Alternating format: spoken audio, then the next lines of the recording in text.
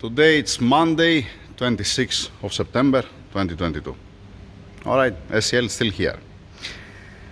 After changing the spark plugs, after fixing up the pipes here because it cracked one pipe, alright, I already checked the vacuum cage inside of the instrument cluster, and if you give vacuum, it doesn't go more down than this. It's staying always at this point. That's the movement that's doing, alright, that's making.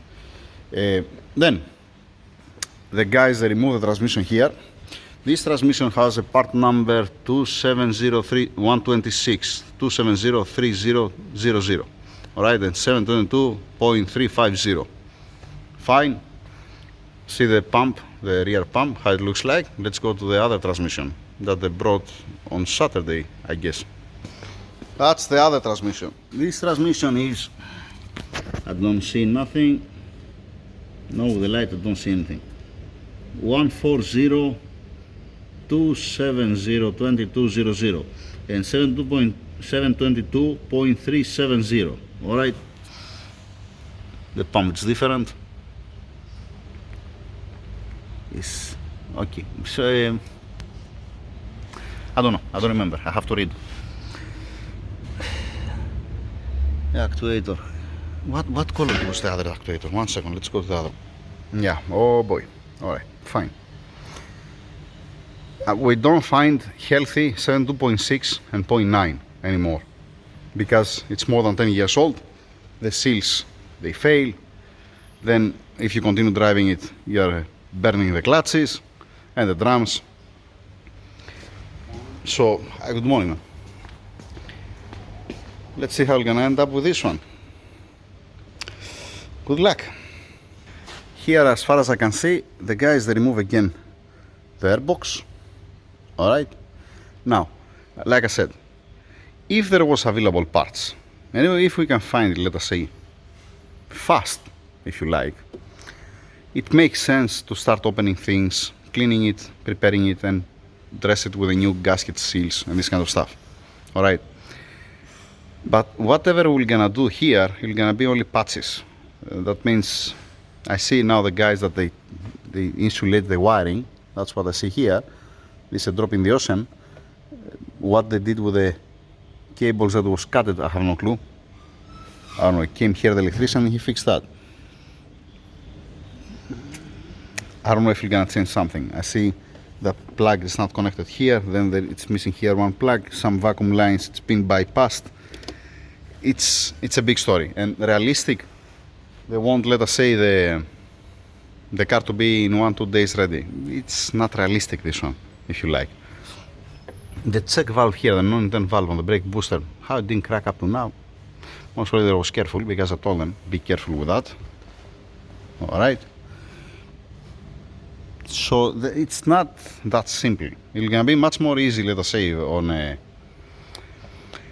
if it was a newer model and the parts were gonna be available, than to be this model. Makes sense? I hope that makes sense. That's why I avoid to touch the car, me personally. I don't want to open more jobs, let us say. Whatever you're touching, it might fail, it might crack, you might have different problems from this point of view.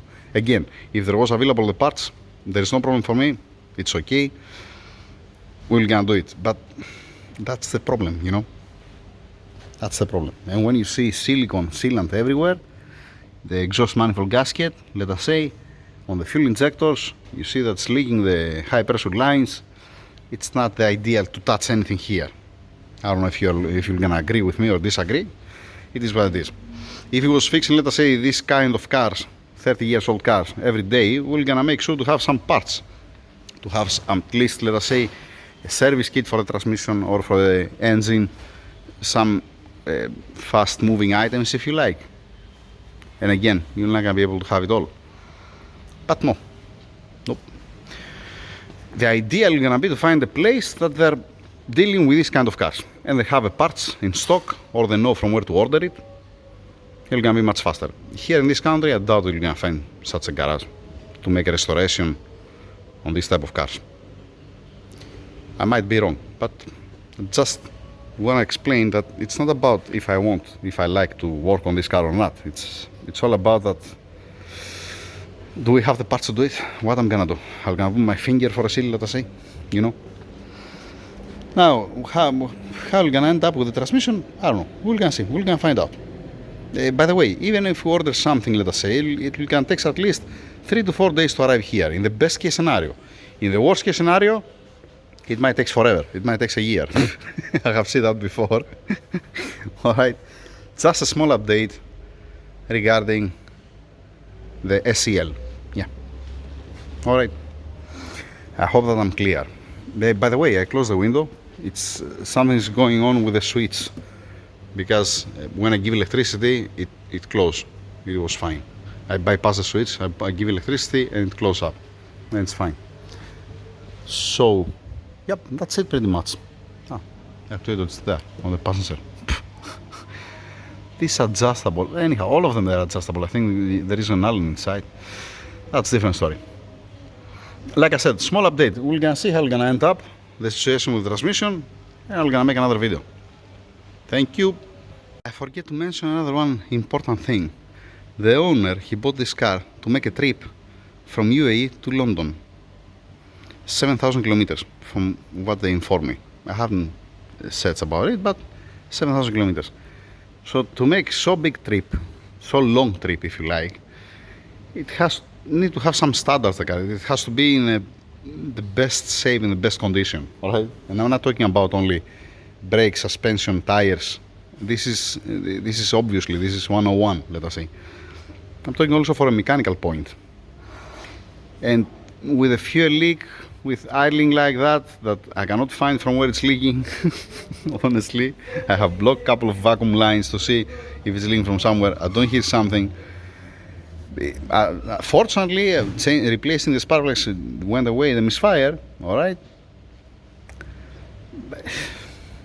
Imagine, let us say, to start your trip and you don't even, let us say, left this country and you need a recovery, let us say, from this point of view. Anyhow, that's it.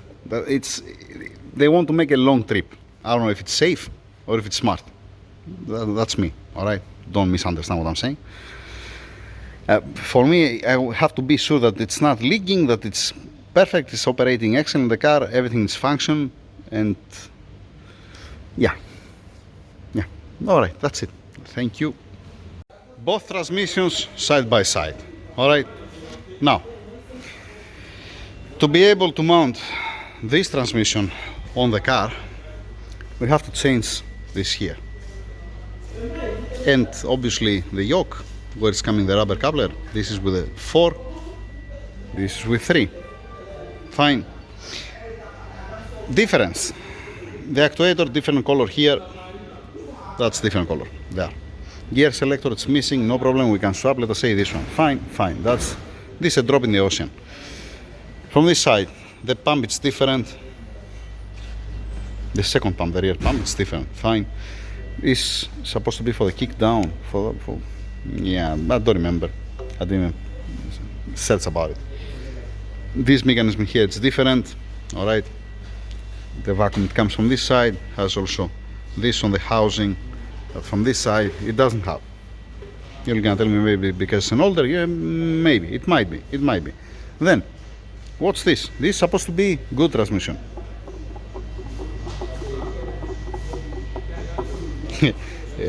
If you're asking me, I believe that this is worse than that.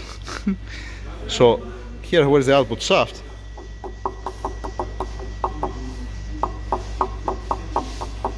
Something is really wrong with this transmission. Alright, this looks much better. I put a bet that if we put this transmission on, it's gonna start leaking from everywhere. Makes sense what I'm saying? I hope.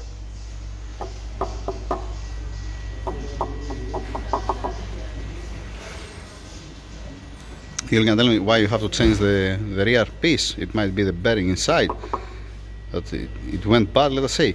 Why we need to change the rear piece, let us say, because there is no hole here for the mount and it's different. I hope that makes sense what I'm saying. Alright. Now that's the end. Let's see what they're gonna tell us to do. It's gonna be,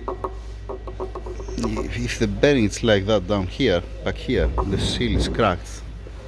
The seal, this not playing, the seal, it's wet.